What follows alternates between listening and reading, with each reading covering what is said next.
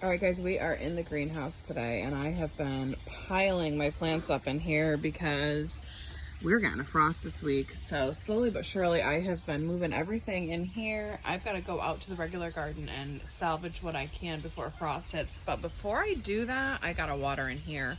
But before I do that, because I don't want to pick on wet plants, I am getting some peppers out of here. Some of these hot ones, we prefer green instead of red too. So we'll grab those.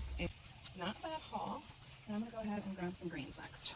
All right, let's see what we can get from here. These are like baby bok choys. I'm gonna take some of the greens from that. There's some bigger ones. There's some Chinese broccoli sprouting.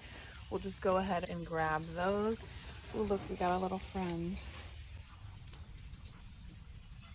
Don't mind the mess behind this guy. Look. There's a couple birds stuck in here. They're really pretty. They're like yellow. You've got to go lower to get out the door. We'll see what happens. It's like greenhouse drama. Next up is some spinach, and looks like we've got some radish done. I'm gonna take one more stop outside in the garden to get some sorrel. Scraggly mess is what we're here for. This is a nice lemony flavor without needing a lemon, so I'm gonna grab some of this. I'm gonna come back when it warms up a little bit, but look, it still looks so pretty. I'm not ready for it to be frosting yet.